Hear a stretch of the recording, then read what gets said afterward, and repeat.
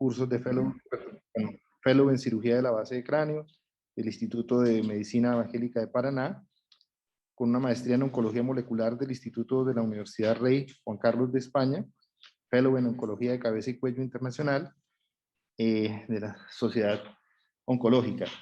El motivo de la vinculación del doctor Orozco, y de antemano darle las gracias por su participación, pues es que recientemente uno de nuestros residentes, el doctor Fabián, tuvo la oportunidad de rotar en esta institución con el doctor, y pues afortunadamente podemos contar con su presencia. Doctor Orozco, bienvenido. Quiero darle un minuto al doctor Fabián para que continúe con su presentación, y bienvenido a la tertulia del Hospital Militar. Vale, muchas gracias.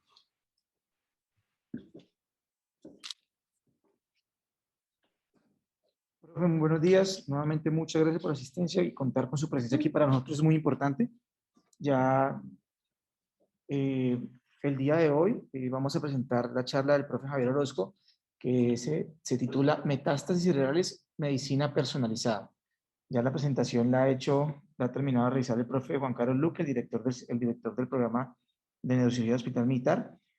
Continúo con la presentación del profe, como lo dijo previamente mi coronel Luque.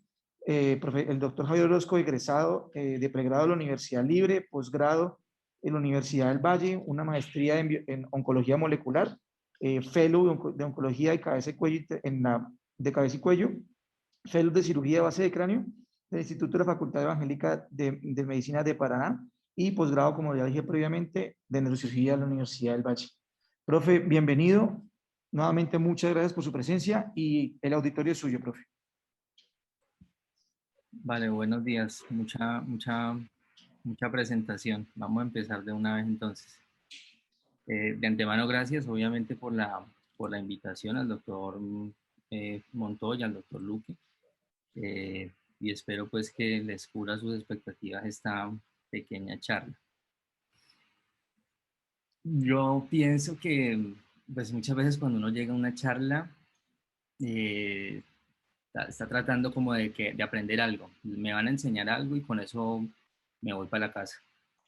Hay otro tipo de charlas donde realmente el objetivo es como abrir la mente, pues, que más que aprender algo es sembrar una duda, sembrar ahí una semilla, y si alguno después resulta interesado y con el paso del tiempo dice, hombre, esa charla me abrió los ojos y quiero intentar hacer esto o aquello, pues me parecería que habré cumplido con el objetivo de estos 30 minutos.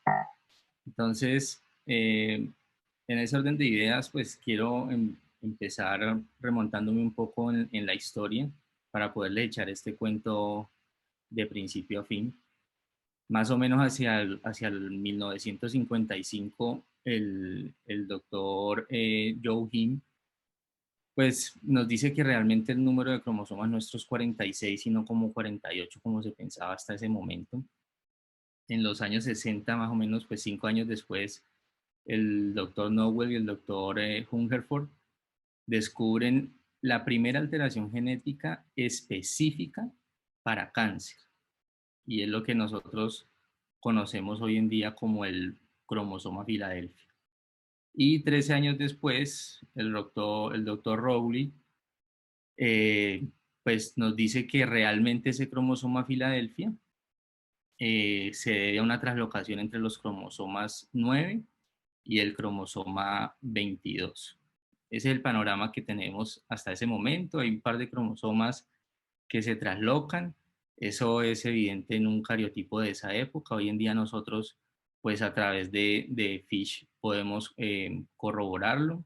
Para los que de pronto se han desconectado hace bastante de las ciencias básicas, esto es una placa de FISH, donde se encuentran pues marcadas los dos brazos largos del cromosoma 9, los dos brazos largos del cromosoma 22, y esta fusión de colores acá, verde y rojo, pues no es otra cosa que el resultado de la translocación entre los dos cromosomas. Pero eso era lo único que sabíamos hasta ese momento. Posteriormente se viene la era pues de la secuenciación. Ahorita ya estamos en la secuenciación de tercera generación, y se abrió paso pues el proyecto del genoma humano. El proyecto del genoma humano quedó completo casi que en el año 2001. Hoy en día, incluso a 20 años de haber terminado este proyecto, las cosas son totalmente diferentes. Pero esa era genómica de la medicina permitió conocer realmente cuál era el cuento del cromosoma 9 y el cromosoma 22 y darnos cuenta que realmente era que en el brazo largo del cromosoma 9 estaba contenido el gen ABL y en el brazo largo del cromosoma 22 estaba contenido el gen BCR, y que cuando esos dos genes se unían, pues uno funcionaba como promotor del otro, y era una de las alteraciones patognomónicas y no diagnósticas de la leucemia mieloide crónica. Pero ¿qué era lo importante de eso? No era tanto descubrirlo. Tuvieron que pasar casi 40 años para que pudiéramos echar mano de todas esas herramientas y crear lo que en su momento, en el 2001, la revista Time llamó una bala contra el cáncer. Y aparece en ese momento entonces el imatinib, que es el Glivec. Esa molécula, que es un inhibidor de tirosinquinasa, pues lo que hace es pegarse a la parte, al receptor de tirosinquinasa donde se fosforila el ATP, y al hacer esto, pues impide que el sustrato del gen ABL se libere y finalmente la señalización se interrumpe. Y esto, pues digamos que en su primer momento fue noticia, fue la cura contra el cáncer, y obviamente abrió pues una puerta muy grande para todos y una expectativa muy grande con respecto al manejo de esta patología. De esa época ahora muchas cosas han cambiado. Hoy en día podemos decir que secuenciamos el genoma completo, secuenciamos el exoma. Sabemos que el genoma completo son aproximadamente 30.000 eh, genes, y de esos solamente el 1% codifica proteína. O sea, el exoma realmente es cerca del 1%. El resto se pensaba que no servía para nada. Hoy en día se sabe que realmente sí sirve para mucho. Y lo otro que ha variado es el tiempo que nos empleamos para realizar una secuenciación completa, y sobre todo también los costos. Esos costos, eh, como ya les voy a mostrar más adelante, pero han variado. Hoy en día se puede tener una secuenciación de un exoma de completo pues de $1.000 o menos, cuando en su momento el proyecto del genoma humano costó miles de dólares. Y el resultado de esa secuenciación pues es tener el mapa de navegación de un gen en la normalidad, tener el mapa de navegación de un gen en cáncer, saber qué es lo que está pasando, qué es lo que se está amplificando, buscar predictores de diagnóstico, de pronóstico, pero sobre todo de tratamiento, de buscar terapias blanco para eso. Digamos que hoy en día ya no se habla tanto de cáncer de pulmón, de cáncer de mama, de glioblastoma, incluso, que es lo que nos atañe a nosotros, sino que siempre estamos pensando en todo este mapa molecular que hace que el tumor, independientemente de su nombre, lleve consigo cierta sensibilidad específica a algún tipo de tratamiento. Y estos eran los costos hacia el 2001, ¿no? Casi $10 millones costaba secuenciar en ese momento, y eso se ha ido bajando con la adquisición de las nuevas tecnologías, y hoy en día uno puede tener una secuenciación específica, es decir, menos que secuenciar un exón completo, eh, por el orden pues de $1.000 o menos. Eso es muy importante, sobre todo para países como nosotros, que cuando nos hablan de cosas extrañas, pues siempre vamos a pensar que no tenemos acceso, o que es muy costoso, o que eso va a encarecer mucho las cosas. Y les digo todo este rollo para irlos adentrando poco a poco en el mensaje que les quiero llevar hacia la medicina personalizada. Hagamos de cuenta que actualmente tenemos un grupo de pacientes, digamos, para que hablemos todos en el mismo idioma, con glioblastoma. Todos estos pacientes tienen un glioblastoma en la parte de arriba, que no sé si están viendo mi cursor. A todos esos pacientes con glioblastoma, digamos que les vamos a dar temozolomida.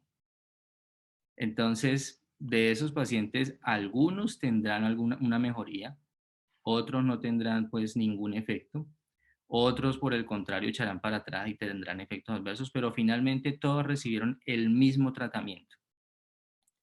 Entonces me voy a remitir a la parte de abajo, que es pues la idea de la medicina personalizada, y voy a poner un ejemplo que no tiene nada que ver, pero es para que me lo entiendan. Digamos que todos estos pacientes tienen un glioblastoma, pero a través de muestras biológicas en sangre, en orina, extracta pues de DNA, genotipificar o registrar molecularmente el tumor, llegamos a la conclusión que esos glioblastomas no todos son iguales. Entonces, por decir algo, vamos a decir que al glioblastoma clásico le vamos a dar temozolomida. Es un ejemplo que no tiene nada real con la ciencia, pero es para que me lo entiendan. Vamos a darle al glioblastoma clásico temozolomida, vamos a darle a este glioblastoma proneural bevacizumab, y a este glioblastoma neural inmunoterapia. ¿Cuál es la diferencia? La diferencia es que ahora cada glioblastoma tiene su DNI, cada glioblastoma tiene su carta de presentación, y en este caso, pues vamos a esperar que todas las terapias tengan algún resultado y no como en el caso anterior donde es una moneda al aire, donde algunos se podrán beneficiar, otros no tanto y otros no se van a beneficiar en nada. Y eso parte de que una vez que se generan pues una serie de cambios que llevan a la formación del cáncer. Hoy en día tenemos que entender ese cáncer no como una masa amorfa que está multiplicándose y multiplicándose, sino realmente como un ser vivo que está rodeado de un microambiente, que digamos que es una palabra muy poderosa en cáncer. Y ese microambiente se ve afectado tanto por señales endógenas como por señales exógenas, por ejemplo, del mismo tratamiento. Y de esas mutaciones públicas que las comparten todas las células del tumor, se derivan unas mutaciones privadas. Y esas mutaciones privadas son diferentes en alguna medida, algunas en gran medida, otras no tanto, del tumor primario. Y eso pues realmente hoy en día ya con el retrovisor es muy lógico pensarlo. No sé nosotros en qué momento nos metimos en la cabeza pues que el cáncer era como tener trillizos o algo así, o sea, como que todos los hijos son iguales al papá y a la mamá. Eso pues realmente dista mucho de la realidad. Puede que sean hijos, puede que tengan rasgos, son parecidos, pero no son exactamente iguales. Y eso es lo que sucede con las metástasis cerebrales. Puede que algunas metástasis sean iguales al tumor primario, pero realmente puede que hayan otras que sean parecidas, pero diferentes. Y esto es ya desde el punto de vista molecular. Aquí tenemos un ejemplo de un cáncer de ovario seroso. La parte gris, digamos que son lo que hemos llamado las mutaciones públicas. Aquí solamente como por nombrar alguna que todos conozcamos, digamos que tiene una mutación en P53. En un momento aparece esta línea azul, que es pues cuando se saca el tumor y aparece una primera recaída, y aquí aparece una metástasis en BRAF, una metástasis que aparentemente no estaba acá en el tumor primario, y luego 6 años después aparece esta línea roja acá, que es una metástasis cerebral, donde aparece una mutación en NER2 que no aparecía ni en el primario ni en la primera recaída. Eso lo corroboramos acá desde el punto de vista inmunohistoquímico. Está la placa del tumor primario donde la inmuno no tiñe absolutamente nada para ER2. Y en cambio en la metástasis cerebral se ve la tinción caliente pues, del receptor de ER2. ¿Y cuál es la importancia en este momento? Que ese ER2, por ejemplo, es una terapia blanco. Ahí pudiéramos estar hablando de Herceptin, por ejemplo, o sea, de terapia dirigida de cetuximab al receptor. Abajo tenemos un mapa donde se ve, pues, cómo en la metástasis cerebral hay amplificación del número de copias del gen DER2. No hay. Y no me voy a meter ni me he metido hasta este momento listo, tenemos una terapia blanco, pero no penetra el sistema nervioso. Además de la barrera de la EPS, tenemos una barrera hematoencefálica también. Pero es para que abran la mente a pensar de que muchas veces encontramos, pues, alteraciones moleculares ahí que pueden ser susceptibles de una terapia blanco. ¿Y eso a qué nos ha llevado? Esta tabla es específicamente de cáncer de mama. Esta es la sobrevida global después de 30 años. Entonces tenemos en la primera columna todos los cánceres de mama, tenemos aquí los ER positivos, los que tienen receptores hormonales, o sea, los tumores luminales. Acá los tumores que no son receptores positivos, que bien pueden ser triple negativos o tener el receptor de ER2 positivo. Y vemos cómo si cogemos la sobrevida, por lo menos en 1980, de mucha de mama con receptores hormonales era del 29 meses después de hacer el diagnóstico. Y en el 2010, o sea, incluso 11 años atrás, del 56%. Y si cogemos la segunda columna, que probablemente pertenece pues, a los tumores triple negativos o ER2 positivos, pasamos de 14.8 meses a 32.6 meses. Y eso nos lleva a pensar de inmediato en algo. Si bien es probable que estemos lejos de encontrar la cura del cáncer, pues cada vez, digamos que de manera optimista podríamos decir que estamos cerca de convertirlo en una enfermedad crónica, ¿no? Y mientras ese cáncer se convierta en una enfermedad crónica, pues más tiempo estaría nuestro sistema nervioso central expuesto al riesgo de ser la cama de una lesión metastásica. Entonces nosotros tenemos que estar muy alerta de eso, toda vez que incluso antes de este rollo que les estoy echando, pues el tumor más frecuente en el sistema nervioso central es ese, la metástasis cerebral. Pero esto es una muestra de cómo esos avances en el campo de la biología molecular y la bioinformática pues han llegado, no se han quedado solamente en decirnos la molécula, que eso es, digamos, que lo que nos ha pasado en los últimos 40 años en glioblastoma, ¿no? Todos hablamos de mutación de la metilguanilmetiltransferasa, de isocitrato de deshidrogenasa, pero no hemos podido avanzar de ahí. O sea, sabemos molecularmente, yo creo que conocemos mucho del glioblastoma como tal, pero la parte terapéutica está estancada. Eso no nos ocurre acá porque estamos hablando aquí de cáncer de mama, de cáncer de pulmón y otros tipos de lesiones neoplásicas que realmente sí han tenido mucho más avance terapéutico en los últimos años. Y este trabajo ejemplifica mucho de lo que yo les quiero realmente vender el día de hoy. Recuerden que la charla es medicina personalizada y metástasis cerebrales. Y para poder llegar a entender ese concepto, tenemos que comernos el cuento de que el tumor metastásico no siempre es igual al tumor primario. Entonces, este trabajo que está publicado el año pasado en la revista del Neuro-Oncology, tenemos aquí al lado izquierdo una cantidad de pacientes, creo que son 93 en ambos lados, está la misma cantidad de pacientes. Y la cuestión es la siguiente. Acá en la primera parte, en la columna horizontal, tenemos 48 pacientes cuyo diagnóstico inicial del tumor de mama era un luminal B. Es decir, tenía receptores hormonales y tenía receptor de ER2. Ese paciente entonces va a recibir una terapia específica que la va a dar obviamente el oncólogo. Y luego hace una metástasis. Y resulta que de esos 48 pacientes, 30 conservan su patrón molecular, pero hay otros que no. Entonces aquí hay 3 pacientes que viraron a luminal A, es decir, ya no tienen receptor de ER2. Hay 15 pacientes que migraron a ser un tumor ER2, ya negativizaron sus receptores hormonales y eso para el oncólogo tiene una implicación súper importante, porque ya no le puede dar tratamiento hormonal, ahora le tiene que dar tratamiento dirigido para ER2. Si pasamos a la segunda columna, estos inicialmente eran receptor hormonal positivo, ER2 negativo, o sea que eran un luminal A, y de esos 5 tumores viran a ser ER positivos, 10 tumores viran a ser triple negativos y 6 tumores voltean la cara y se vuelven tumores luminales B. Y así lo mismo con las otras 2 columnas.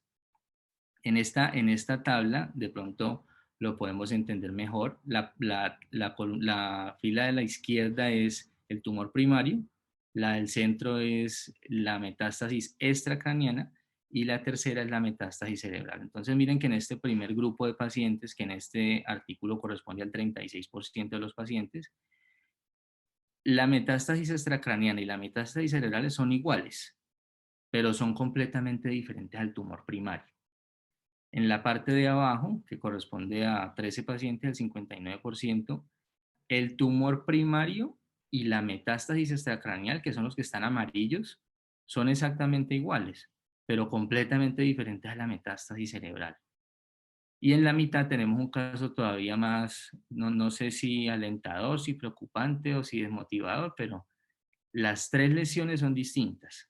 El tumor primario es HER2 positivo, la lesión extracraneana es triple negativo y la metástasis cerebral es un luminal B, como para terminar de completarle completarle todo el cuadro al oncólogo. Y si tuviéramos que llenarnos de ejemplos, pues acabaríamos la charla a mediodía, yo creo, pero simplemente he querido ejemplificar las lesiones con las que más nosotros nos vemos abocados, que es mama, pulmón, quizá melanoma, y en pulmón pasa algo muy parecido, o sea, unos años atrás nosotros hablábamos de, digamos, tres variantes de cáncer de pulmón. Cáncer de pulmón de células pequeñas, que afortunadamente solamente el 20% porque es una vaina terrible para el cirujano de tórax y para el oncólogo. Y el cáncer de células no pequeñas. Y ese cáncer de células no pequeñas, pues decíamos, bueno, tenemos el carcinoma escamocelular y el adenocarcinoma. Y pare de contar, 3 tipos histológicos de cáncer y una sola quimio para todos y ya. Pero hoy en día nos damos el gusto de hacer un pastel de tumores de pulmón. Entonces, independiente de su histología, tenemos tumores con alteraciones en EGFR, en el receptor del factor de crecimiento endotelial, con fusiones ALK, con alteraciones en ROS, con alteraciones en BRAF. Y más allá que eso, esta gráfica nos muestra lo importante quizás para nosotros y para el paciente, y es que esas alteraciones tienen manejos específicos, o sea, se han convertido en terapias blanco eso. Entonces, si cogemos este primer gráfico solamente por decir algo, los tumores que tienen alteraciones en el receptor del factor de crecimiento endotelial pues son sensibles a gefitinib, por ejemplo, a erlotinib y a osimertinib. Y el osimertinib por lo menos es un inhibidor que penetra la barrera hematoencefálica, que incluso en algunos ensayos clínicos en los que se ha dado en primera línea retrasa la aparición de metástasis cerebrales. O sea que ahí ya estaríamos teniendo el cuadro completo, ya no nos estaríamos quedando solamente en el tablero, sino que estaríamos pasando realmente ya al campo de juego y a jugar un papel importante pues en las lesiones que llegan al sistema nervioso central. Y esta es una gráfica para los oncólogos familiar, es un caso, diría yo, de adicción oncogénica, un paciente con un melanoma y una mutación que es la mutación de BRAF, que es la sustitución de la valina por isoleucina en la posición 600, y 2 semanas después de ese tratamiento, pues aquí tenemos a mano izquierda el PET preoperatorio y a mano derecha el pretratamiento y a mano izquierda el PET post 15 días después y vemos cómo la lesión se ha restado por completo. Luego ese tipo de lesiones no las podemos identificar si nos quedamos solamente en el melanoma, sino que debemos disecar y escudriñar realmente molecularmente el tumor. Todo ese rollo, ¿para qué se los he hecho yo? Porque digamos que estas ya son percepciones un poco más personales de hacia dónde en algún momento vamos a tener que ir nosotros. Tenemos aquí un ejemplo que me inventé yo realmente. Un paciente con un cáncer de pulmón, con una lesión metastásica única, elocuente, si no en el área motora, pues muy cerca del área motora. Y seguramente para todos la primera opción de este paciente, obviamente después de tratarle el pulmón, pues es darle radiocirugía, lo más seguro para una metástasis tan elocuente y tan pequeña, pero nosotros, al igual que los radioterapeutas, tenemos una dificultad con respecto a la oncología en general, y es que esos no son tratamientos específicos. Es decir, nosotros cuando tenemos un paciente con una metástasis preguntamos es cuántos años tiene, qué Karnowski tiene, cuántas lesiones tiene, si alguna es grande y le está amenazando la vida, si las podemos resecar, si son varias, pues en el mismo abordaje, pues de pronto nos animamos a resecar todas, pero a nadie le interesó saber esa metástasis de dónde venía.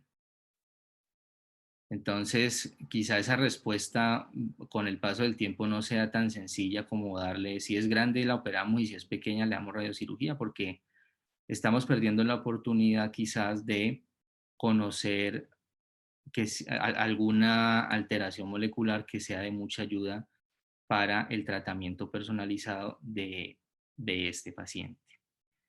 Entonces, digamos que si nos paramos enfrente y empieza cada uno como a mirar qué es lo que tengo enfrente sin mirar más allá de su nariz, pues para algunos la trompa del elefante será una serpiente, para otros será un ventilador, para el otro es una pared y no nos damos cuenta del elefante pues que tenemos parado enfrente nuestro, por más grande que sea el problema, que en este caso es cáncer. Y lo mismo, pues la misma recomendación nos aplicaría acá, ¿no? O sea, para muchos se preguntan, bueno, pero este señor es neurocirujano y ¿por qué nos habla de esas vainas? Y resulta que es que yo pienso lo mismo con el elefante y el cáncer, es que si el neurocirujano coge por su lado, el oncólogo por su lado, el radioterapeuta por su lado, el patólogo, si todos cogen por su lado, y miren que pongo de último alguien que realmente es importante y es, nosotros somos clínicos, somos quirúrgicos, pero la investigación básica es la que, digamos que es el motor que nos empuja y a ese no lo podemos dejar afuera tampoco. Él necesita la información nuestra para trabajar y nosotros de la información y los avances de él para conseguir un resultado. Entonces, de pronto, obviamente si esta fila fuera en una EPS de las nuestras, pues no habría una sola persona, no habría una fila a la berraca. Pero en un futuro, no sé si lejanísimo, si cercano o qué, pues de pronto el paciente llega pidiendo la fórmula ya no ya no diciendo tengo un glioblastoma, sino diciendo, mire, esta es mi secuencia, ¿qué inhibidor de tirosina quinasa me toca a mí?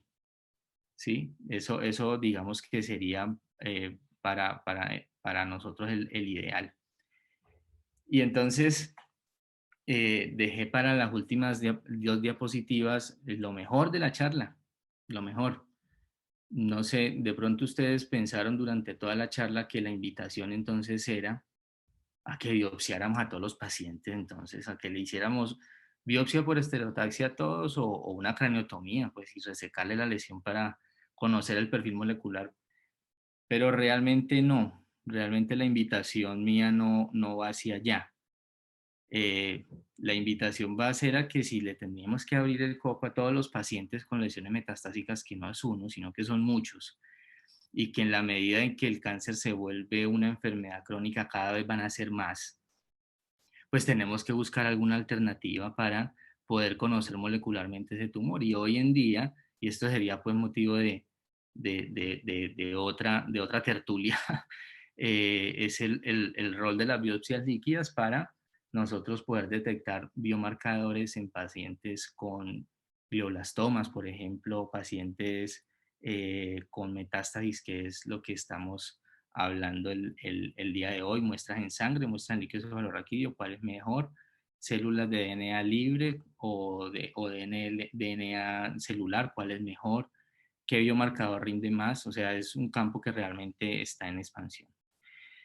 Y esta la pongo como patrocinador, pues no soy realmente yo el que me está inventando este cuento, el mundo entero está hablando de este cuento y esta diapositiva le cogí un pantallazo la semana pasada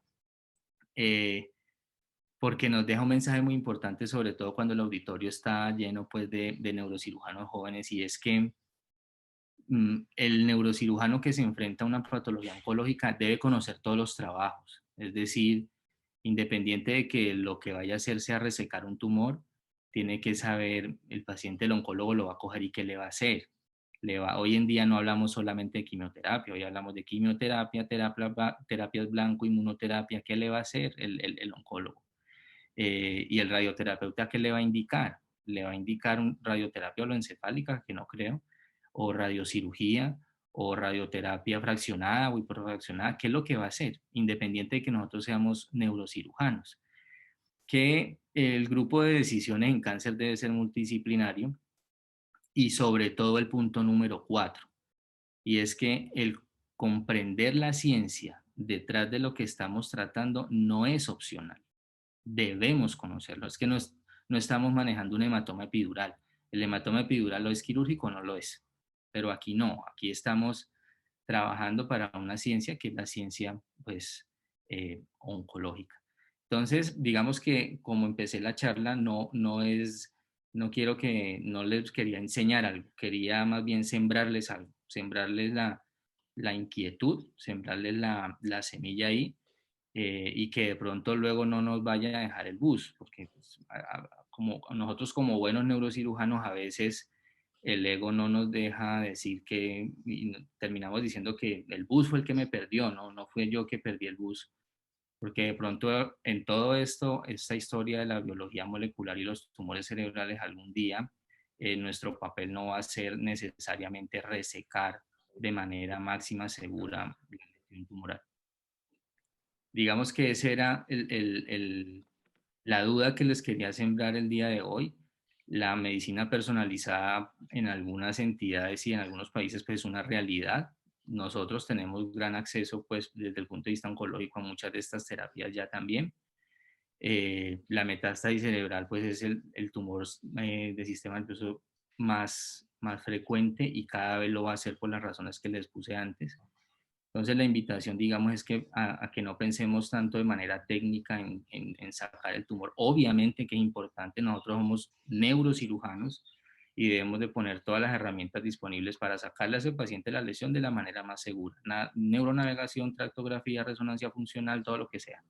Pero además de eso, ese paciente tiene una historia y tiene una ciencia detrás que nos va a permitir, obviamente, evolucionar en la medida o al mismo ritmo, ojalá, de cómo evoluciona la medicina personalizada y la terapia molecular hoy en día.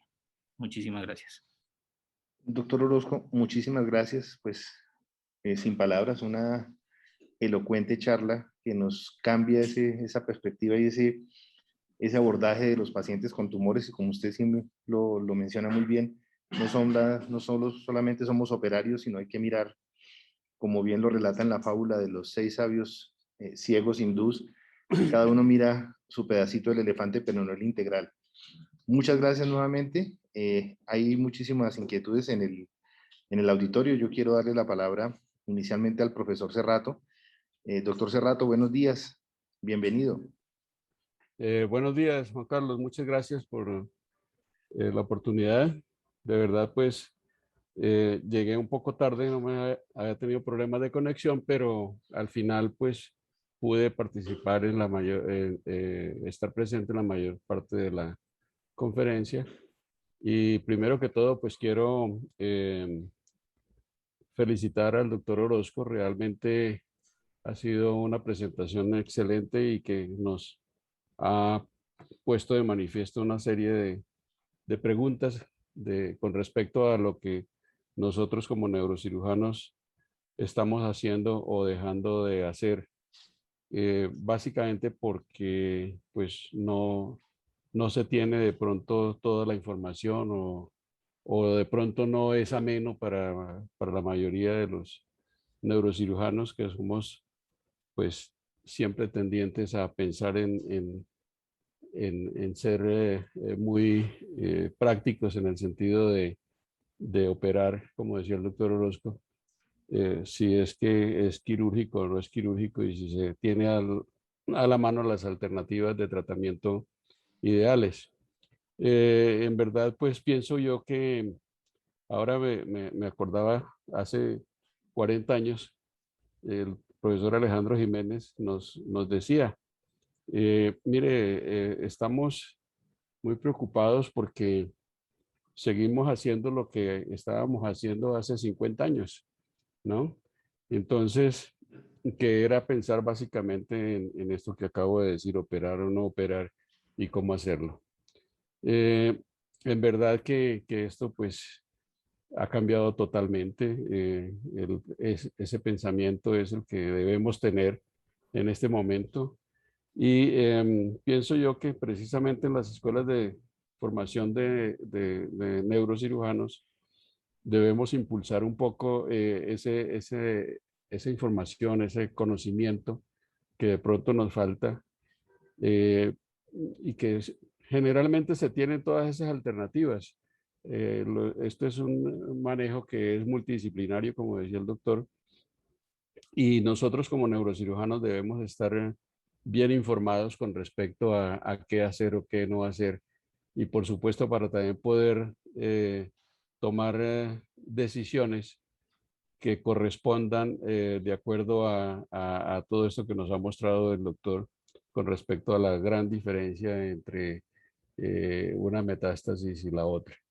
En verdad que, que fascinante saber que haya personas que se están dedicando a esto, y pienso que es muy importante que sigan, que tenemos que apoyarlos, que tenemos que aprovecharlos, y que ojalá esto a nivel de la Asociación Colombiana de Neurocirugía, por ejemplo, se impulse mucho, porque nos hemos vuelto de pronto muy técnicos, pero poco científicos. Entonces, no debemos olvidar que eso es la base para poder hacer las cosas lo mejor posible.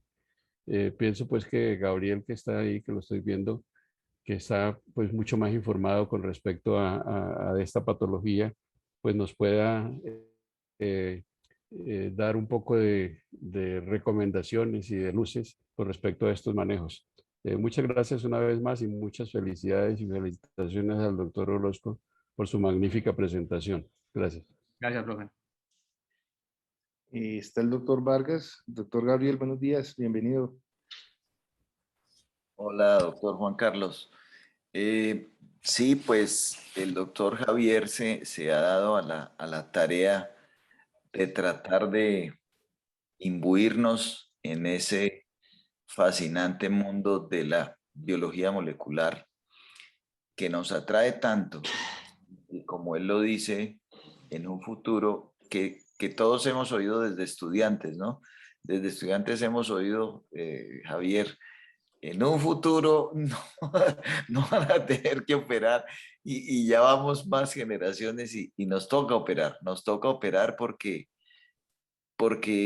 cuando hemos usado el estudio de los tumores aún a costos altos, pero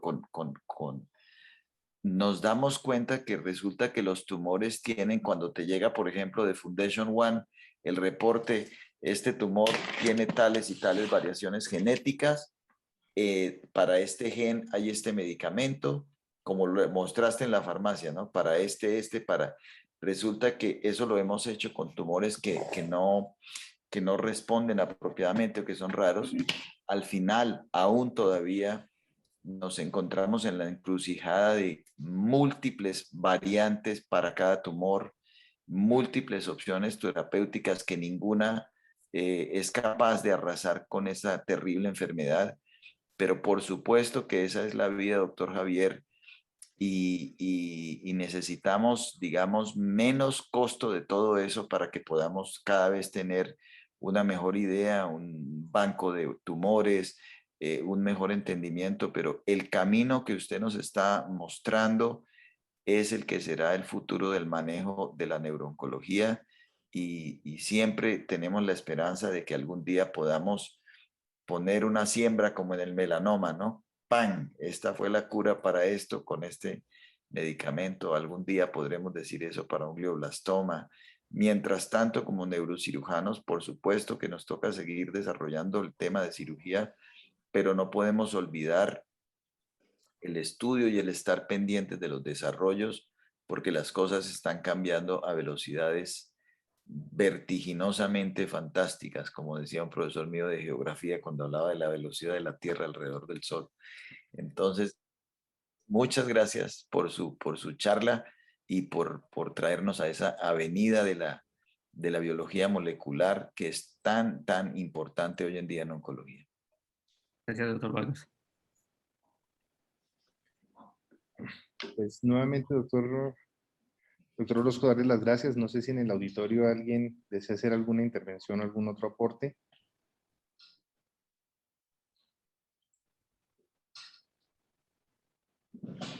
Bien, doctor Orozco, muchísimas gracias. Ya con esto pues concluimos la tertulia del día de hoy y pues invitarlos para la que sigue en 8 días. Les haré llegar oportunamente la presentación. Muchísimas gracias a todos por su asistencia. Gracias, que estén bien. Hasta luego, Javier, Hasta felicitaciones. luego, muchas gracias, doctor Orozco. Listo.